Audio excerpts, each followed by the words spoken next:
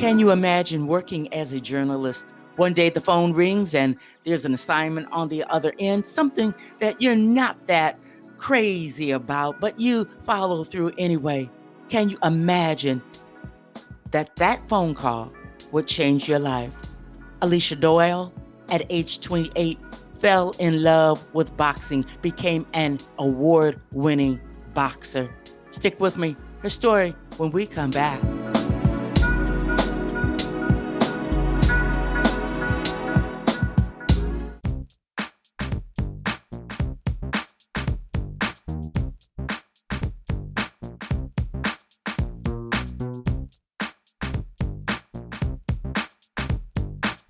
Welcome to Her Business, Her Voice, Her Conversation.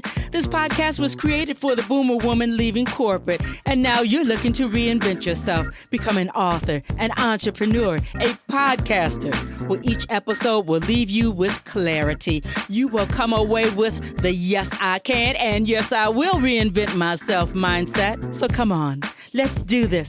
I'm your host, Margot Levette.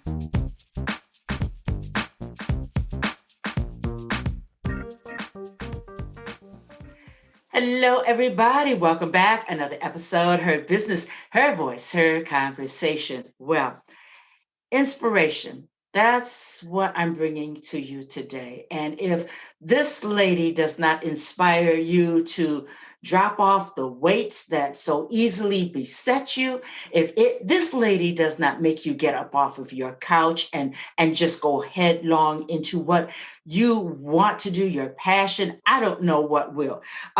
Today's conversation is with a boxer. Yes, a boxer, award-winning journalist, and author of a book. I'm reading this because I don't want to miss anything. She's the author of a book that walks you through the career of a female trailblazer. I'm talking about a boxer, a female trailblazer. Our conversation today is with Alicia Doyle. Hey, let's just bring Alicia in. Thank you for being here today. I am so glad to share this time with you, Alicia. Oh, good morning, Margot. It's so nice to chat with you as well. It's an honor to be on your show. Well, I tell you what, I don't know how you're so cool, calm, and collected because I'm like a little kid. I'm not an avid boxing fan. That's what's blowing my mind. My grandson watches boxing. He says, "Grandma, you don't want to watch this part. It's violent." I said, "Yeah, you're right." But when you sent over the book and you just immediately drew me in, it was just amazing. So let's take people from the very beginning. You are an award-winning journalist. So one day you are there at it's in the evening, I believe, and Yes. Everybody else is gone. You're there, ring, ring, ring. A phone call comes through. Would you say that this phone call was your defining moment as far as getting into being a boxer? That is such a great question because looking back on this, I do not believe it was an accident. It was no coincidence that I just happened to be in the newsroom that night and I just happened to be the only one to pick up the phone because that was a woman in the community. She was a community activist seeking coverage for a boxing gym for at-risk youth that was destroyed by El Nino rains. This was back in the 80s. Or actually back in the 1990s. And the minute she said boxing and boxing gym, I turned off because back then I used to view boxing as the dark side. I never understood what a beautiful thing this sport was and how it could change somebody from the inside out. But that assignment I reluctantly went on, and it was that was my first introduction on the beauty of this sport and the depth of this sport and how it could change somebody for the better. Speaking mostly about at-risk youth, when the gym was destroyed, they had nowhere to go. So that pulled at my heart a bit. I thought, at-risk youth, they need somewhere to go. And so that's why I went on this assignment. But that was my introduction to this sport that I fell in love with, and boxing eventually became my salvation. Oh my goodness. And we're going to dig into that. Boxing, when you said you answered the phone call and that woman was just almost begging you to come and give them some coverage. Had you not followed through, we never would have access to your book, Fighting chance. So I am grateful that you answered the call. So take us on along. You go over and you take a look at what's going on, the devastation over at the gym. And are you at liberty to give us the name of the gym and where it's located? Absolutely. Yes. So the name of the gym is Kid Gloves Boxing. They are still around. So that's the name of the gym. And they cater to youth who, for the most part, I'd say 99% of them come from broken homes. You know, some of these kids were in gangs. They just needed a lot more attention for the trauma they were going through. And this boxing gym was the place for them to be. It was the place that loved them unconditionally.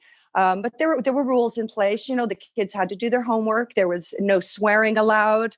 If they did those things and they, you know, dotted their I's and crossed their T's, they were allowed to train there for free alongside champions. And they were given this unconditional love in this sober environment where they felt safe. So yes, if I hadn't understood what it had done for these kids, and after going on that assignment, I ended up doing more stories on this gym called Kid Gloves Boxing, and it's in Simi Valley, California, because I was intrigued by how something that I viewed as so violent could bring out the best in these children. And what I realized later, after getting into the game and competing myself, that boxing was not about getting hurt or hurting another person. It was about honing your inner strength and finding out just all the empowerment that one has on the inside. That's really what it's about. And I know that's a blanket answer for a very deep question of how boxing became my salvation. But I did not expect boxing to change me, not only physically, but spiritually and emotionally. And it made me a stronger person. And it helped me understand that for me, the fight started from within. But if I faced it head on, that the battle is sublime. And this opportunity for you to face your inner demons, because you had some major battles going on with yourself from things that happened in your childhood. All of this, I call it reinvention, happened at age 28. Is that correct? Absolutely. Yes. I Oh, did not start competing. I was 28 years old. So, I mean, for an athlete, that's considered old. uh-huh. And back then, you know, so every single competitor I stepped in the ring with was younger than I. Some of these girls were a decade younger than I was. So yes, it was absolutely a point of reinvention, but it also forced me to look at all these, what I considered at the time, you know, shadow parts of myself, these dark pieces of myself that, frankly, I didn't tell anybody about. Most people who knew me had no idea I had gone through these things. And because of Kid Gloves and because of the vulnerability that I was shown by these children and even their parents and caregivers, I thought that's the beautiful point of it. It's that vulnerability that we all share as human beings. That's the one common denominator. And I thought, I need to share my vulnerability because I believe that it might help somebody else. But the sport is what brought that all out of me. And it really made me look at what was going on the inside of me. I did not expect that sport to do that to me, but it did. And I'm so grateful for it because it did change me from the inside out. To this day, I retired in 2000. So to this day, the lessons I learned in boxing and in that ring, which I consider the ring of life, everything I learned in boxing is a metaphor for how to address life.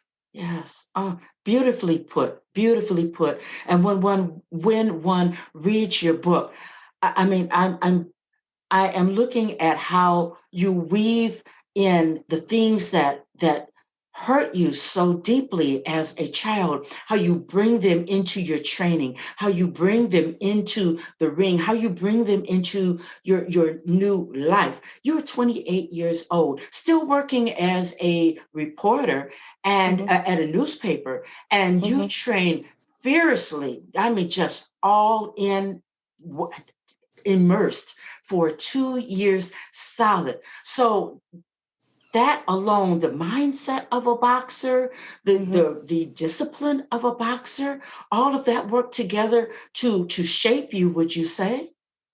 Absolutely, it did. And I was surprised by how much it took a hold of me as well. I literally became addicted to boxing. I became Hmm. addicted to the training because it made me feel better. And what actually got me into take an aerobic boxing class the first time, because the owner of Kid Gloves Boxing, his name is Robert Ortiz. He's still around. He still runs the gym. But 20 years ago, he was always encouraging me to take an aerobic boxing class, which is no contact boxing. You're not getting hit, but you get to punch a bag for a while. And what got me into the gym that day was I actually went through a very volatile breakup with a boy who punched me in the face more than once. And needless to say, I was pretty angry about that. So I wanted to hit something hard over and over again. I was so angry that I allowed this to happen to me, that I allowed myself to be in a violent relationship, that I became this statistic. It was really, I was very ashamed of that. So I go to the gym, I hit that heavy bag for an hour, and I felt better. And that was really a turning point for me, because I found something that quieted the demons in my head. And it was that training, because the training and it was so hard. These workouts were so hard. I had no room in my mind for anything else. And that became a respite for me. So before I knew it, I was taking 2-3 aerobic boxing classes in a row, 6 days a week. And eventually boxing coaches from other gyms started to notice my level of training. And because I was a female, and there weren't that many women training at the level that I was, I started to get quite a bit of attention. And that's what put the seed in my brain to start competing when a man named Stan Ward approached me and asked me if I'd ever thought about competing. He informed me that only a few hundred women in America were boxing at the time. Women were not allowed to box in the Olympics back then. There was a lot of disparity between female and male boxers. So I thought not only would this be fun, but it would also give me a higher purpose to be one of few women in the sport, trailblazing for other women who also wanted to box equally like the men. Yes, yes. And that's exactly what happened. You went on to, in the book, it takes me back to it kind of caught you off guard. Your very first, it wasn't a match, I don't think. I think it was a sparring opportunity, but this is where you really kind of cut your teeth. Will you take us there? Because even while you're training hard, you have gained the attention and the respect of coaches and many men in this field. And now comes the opportunity to really take some punches and give some punches. And will you tell us what that's all about, please? Oh, well, that was really a test, because, boxer and athlete can train and train and train, but the real test is getting in there with an opponent. Okay. So yes, that first fight, and I do in the book, my book includes every single fight. I remember every fight like it was yesterday. This was 20 years ago, and I remember every fight, every opponent, these incredible female warriors that stepped in the ring with me. I honor them all in this book. But yes, that first match, my first test to see if I could move forward in the sport it's called an exhibition. And an exhibition, so you still wear headgear, you wear big gloves, and it's not supposed to count on the books. But, I'm stepping in there with an opponent. So I find out, this was at the Boys and Girls Clubs in Simi Valley. I find out that my opponent on the day of the fight, I find out that she's a kickboxing champ, which, scared the daylights out of me. But, I got boys and coaches from other gyms. They're all in the audience. They're all watching. And some people, I got to say, showed up to see me fall. That's just the nature of sports. Some people showed up to get me knocked out. So I step in the ring with this incredible warrior. She's in the book. Her name's Layla McCarter. And I do need to mention my book is nonfiction. Everything that happened in the book happened. Layla McCarter is a numerous time world champion now, but she was the first girl that I got in the ring with. And she was a teenager when I stepped in the ring with her. So yes, that was my first initiation. And I don't want to give away too many spoilers, but I did get a standing 8 count in that fight. And what's a standing 8? What's a standing 8 count? A standing 8 count is imposed when one fighter is in danger of being knocked out. So when that happens, the referee will stop the fight, send one opponent back to her corner, and then the fighter they think is going to get knocked out, me, they count down to 8. They stand a standing 8 count. So it's a count of 8. And if I'm still standing at the end of that 8 count, it means I can go on, that the ref can decide whether or not I can go on. So during those 8 seconds, we're talking about 8 seconds, I had to decide if I wanted to go on. And believe me, I did not want to go on. I wanted to run out of that ring and go home and, and cry on my pillow and never go back again. But something inside me told me to keep going. And I lasted the 3 rounds. Layla and I went our separate ways without saying a word to each other. But, and again, not to give away any spoilers, I ended up facing off with Layla again. When I joined amateurs. So it's just, there was all these amazing serendipitous things that occurred in the sport. There's an involvement of the people that I knew, these incredible coaches. And yes, the book is about boxing. Yes. And it's exciting. Women in boxing is exciting, but the book is much deeper than that. Mm-hmm. It's a spiritual journey. It's a journey of vulnerability, a journey of strength, and a story of overcoming. Well, I'm looking, what? I don't want to cut you off, but I'm looking at before the time gets away. That's the part that I really want to hone back on.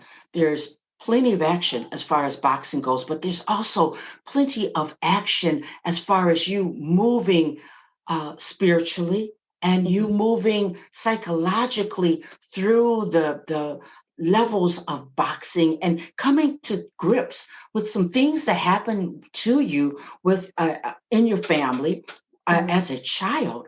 Do you feel through your boxing career, the two were the sport and you, Alicia Doyle, were married together and all of you was right there in the ring? What's the final assessment of your journey when you were so immersed into the sport? That make any sense? Yes, absolutely. And it taught me that I could face any battle and come through on the other side. And I'm not talking about a physical battle. I'm talking about a mental and an emotional and a spiritual battle. This overcoming of my insecurities, this embracing of my shadow side.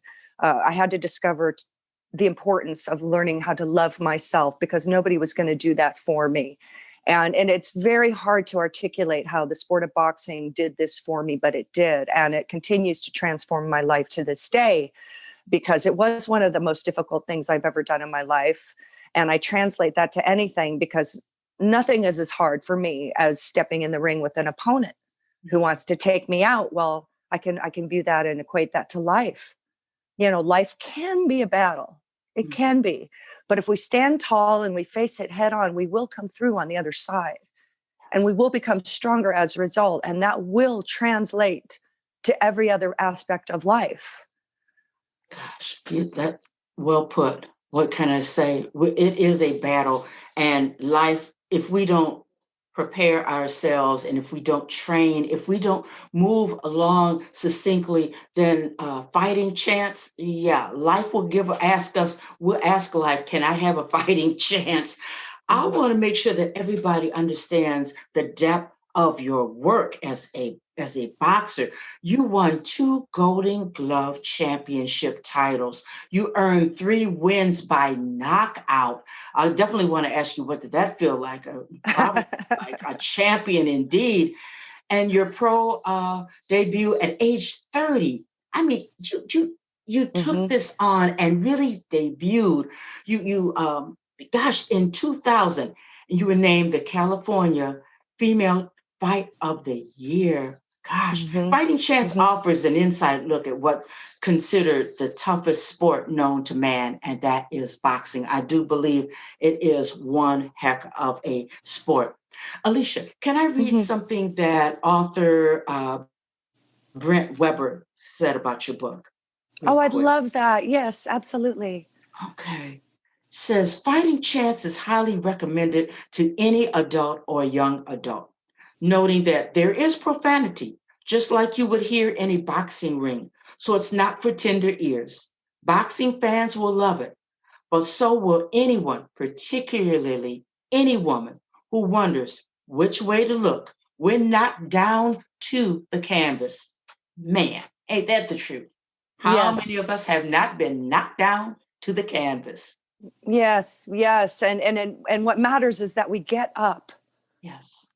Yes. Life is going to knock us down sometimes, but I don't believe that I was being punished or anything like that. I just believe that I came into this world at a certain point in time where I was supposed to learn a lot of lessons. And this is something, that I've just come to realize. And because of that, and as hard as some of those things, those lessons were, I don't regret any of it. I have no resentment towards anyone, because all those things, and especially those hard things, that's what made me who I am today. So now I can look back at those hard times and look and view them as incredible blessings, Yes. and Yes. and steps to put me toward this, the lighter side.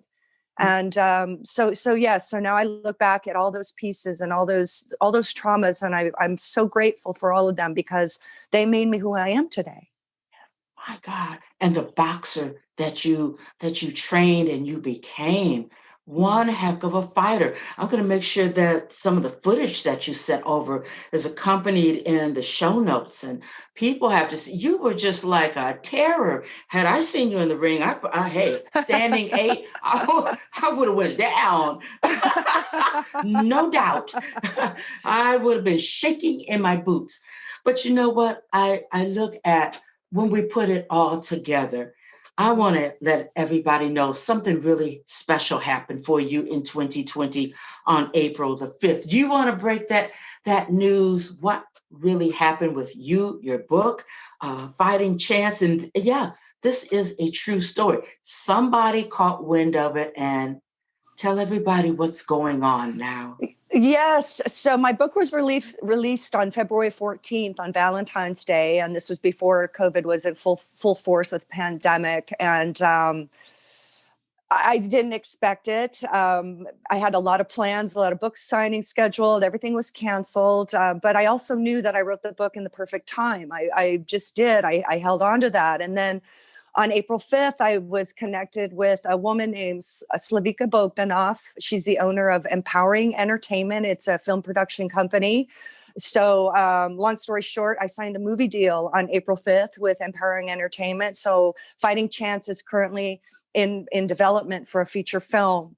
So Slavica saw the value of it, and the value of just a story, an empowering story for women. And I'm very proud to say that 10% of all the proceeds made from our film are going to go to a nonprofit organization that serves women, battered women, and or children. So Slavica's heart is in the right place. I'm very honored to align with such an amazing woman, and very excited to see where this goes, because my whole purpose with Fighting Chance was to make a difference. I believed that my story needed to be told. It was hard for me to write that book. It only took me 20 years because I didn't want people to know these things that happened to me. Mm-hmm. I was embarrassed. I was ashamed. But then I thought, no, I have to be honest, and I have to be vulnerable, because that's what's going to touch the hearts of other people, is me being vulnerable and sharing these pieces of myself. But I believe I did the right thing, because the feedback has been wonderful. And the best feedback are from women that I don't even know, who have been in domestic violence relationships,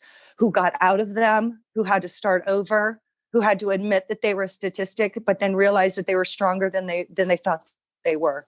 That's so when I get those emails from these women, then I know I'm in the right place, and I know I did the right thing, and everything has fallen into place exactly how it's supposed to. And I'm just so grateful, and I feel so honored that this opportunity has dropped in my lap. I'm very lucky. Well, it definitely came to the right person, one who's able to not only help women who are a part of domestic violence, but I think back about the children. You had a very traumatic childhood, and you're able to understand that place in a child. You're probably able to even see it in certain kids, and it's opened up a place. So I wouldn't be surprised that before your days are over that, that something would come where you would be able to address just the kids, just like kids' gloves. And I'm so glad that it's still around and still serving people. And because you really, in your own way, you have served those kids by showing them, boxing can be your way out of this mindset and push you beyond these terrible things that happened to you when you're a kid. So you're a great Yes. lady. Oh, thank you. Yes, and I love the kids, and I'm still involved at Kid Gloves. I'm a volunteer coach there with the children's and the young adult class, and the kids are wonderful. And I would say the majority of them do come from broken homes. They come in, they're really good students. They're wonderful. Yes, I can see when something has happened to them. I can see it on their faces when they walk in. I don't push. I don't push for information, but I do let them know I love them unconditionally, and I'm certainly there for them to talk to. Yes. But just me being present with them and being consistently there for them, I believe helps them. And every once in a while, I can see that their minds are wandering, that they're not there. And I will remind them, look, this is your house. This is your time. When you step into this place, all your problems are left outside. This is all about you, and it's a beautiful thing to watch. But yes, it's also heartbreaking too when some kids come in. I can tell something happened to them. I don't know what. So all I do is I might give them a little bit more attention. I might even be a little stricter with them with their routines, because it gets their mind off of the outside world. It puts their mind into the present. And I want them to know how strong they are. Yes. Yes. Yeah. The resilience is there. You're building resilience in those kids, and they need it now, and they're Mm-hmm. definitely going to need it later in Yeah. their lives. Gosh, Yeah. so many things have happened in the last 20 years, even within your own self. I feel and understand your resilience and your strength. And gosh, like I say, I'm going to make sure everybody has access to that footage, because it is just, you were a chubby kid, and Yeah. I mean bullied, all of that. So it's Oh almost yeah. like nobody can say, but Alicia, you don't understand. It's almost like you can say, you just don't know my story. You're gonna have to get my book, Fighting Chance, because everything you're talking about, I've been there, done that, I have lived, and I'm on the other side of it. So you can help a lot of people, a lot of kids. Oh, well, I appreciate that, and I appreciate you so much for getting it and and seeing the book and the depth of it, because it's so much deeper than the sport of boxing. But yes, I mean, my highest weight was 200 pounds. I was miserable. I'm not very tall. I'm only 5'3", so that's a lot of weight for that person of that height. And just dealing with that. Of course, that was tough. We live in a society where people that are overweight, they're just not treated the same. So I had to battle with that, and that was a lot of an inner struggle too. But even that goes back to self-love, because just because I was overweight doesn't mean I wasn't lovable. That's I just was, raised under this belief that I had to be thin to be loved. And I don't regret that at all either, because, it just showed me what people, just certain perspectives of people and how they view people. I personally just found that when I'm at a lower weight, I feel better. So I have been able to stay in shape. I'm 50 years old now. I'm still at fighting weight, which I'm I very proud bet. of, very Yeah. proud of that.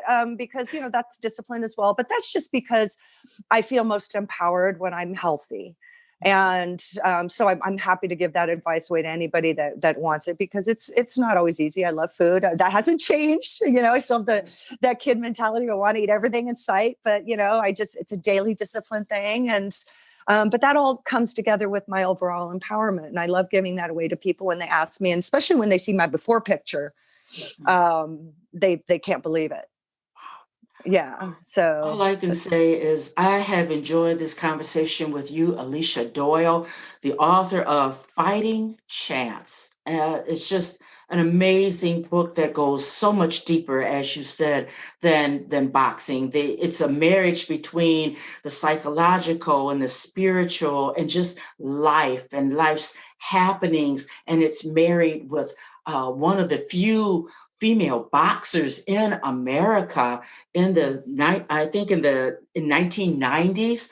So yes. it's quite a story. And I'm so glad it's going to the silver screen. I'm gonna be praying, just take it on, just take it all the way. I see it on Lifetime and just everywhere, because it's not, you wrote it for, you are a woman. And the Mhm. story would definitely, women will identify with it. But I think when people watch it, when they are exposed to it, when they read your book, men should pick up a copy also, because the lessons and the strength and everything that's put into it I can see how it applies to a man trying to rebound and coming out of the shadows of things that so easily hurt them, but that's another story. That's another story. Well, and I love that you bring up the male aspect as well, because I do need to point out that I was very fortunate that I attracted trainers and coaches who did not objectify me. I was very, very lucky. They looked at me as an athlete, period.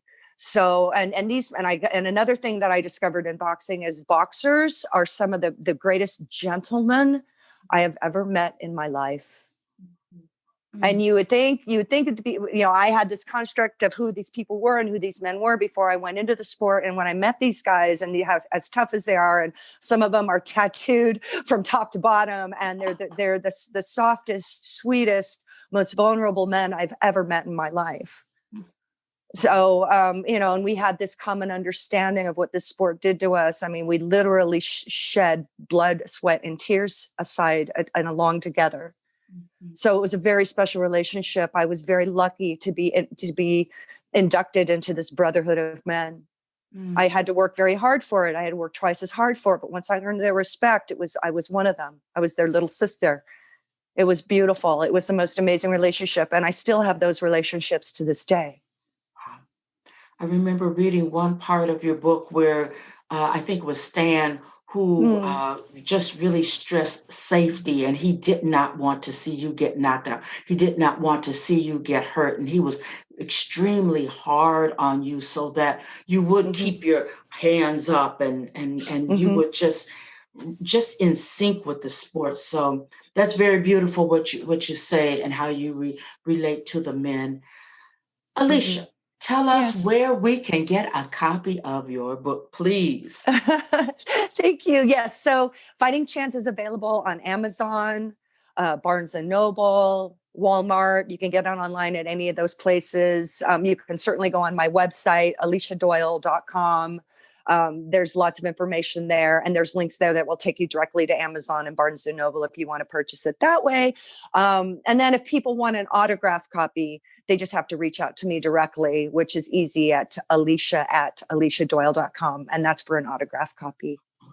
Okay. I think that you probably better go ahead and get a copy, ladies and gentlemen, because this is going to the silver screen and we don't know what's after that. So, and it is just a heartwarming book. I thought it would be hard to read boxing. And I mean, she looks so rough and tough on the cover. It's a beautiful cover, but it's like, oh my God, what am I about to enter into?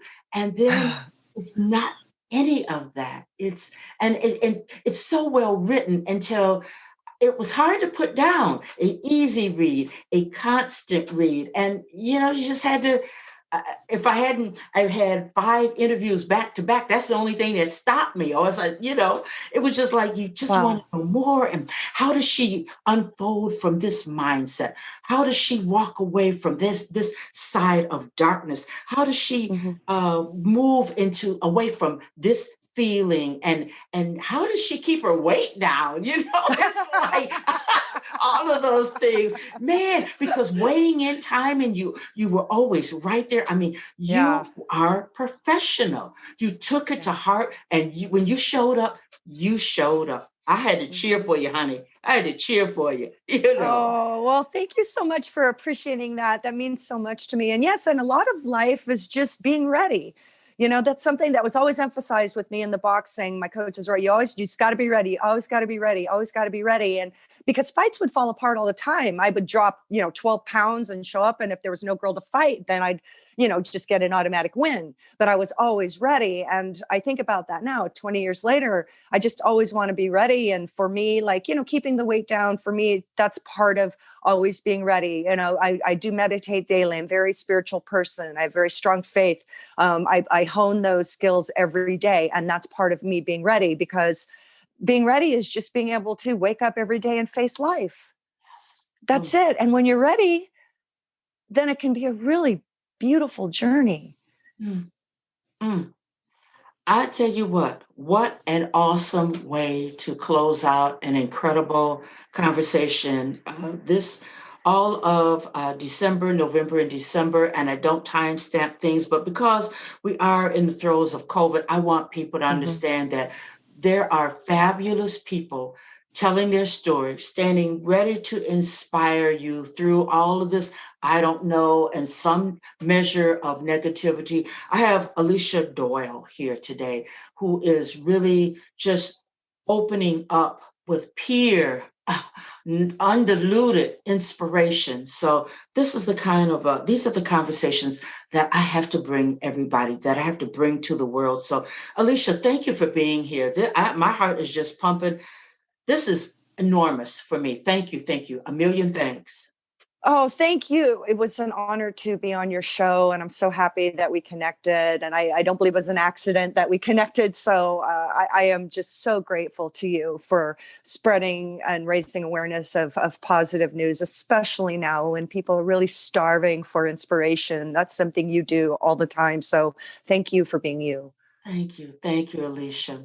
Well, we could go on, and I tell you what, once things develop, and she knows more about what's going on in the movie industry with Fighting Chance, then she'll have to come back, and that's another level of inspiration to let people know, hey, what you started, you never know where it's going to end up. Just know that Mm-hmm. there's greatness wrapped up with it.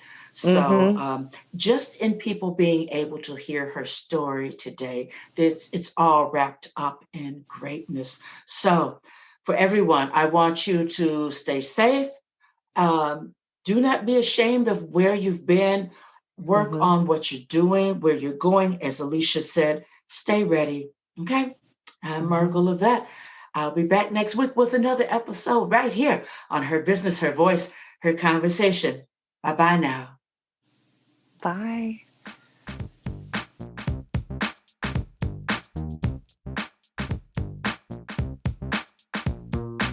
I want to thank you for listening to Her Business, Her Voice, Her Conversation. Couple of things that I want you to do right now. Go to my website, pick up a copy of Her Business, Her Voice, Her Reinvention, how I went from game show hopping to international show host, author, and speaker in 1 year. Number 2, please freely listen to each and every episode. Share them out with your family, friends, the men in your lives. And then number 3, get in contact with me, one of the experts that have been on the show, because I want to make sure that you reinvent yourself.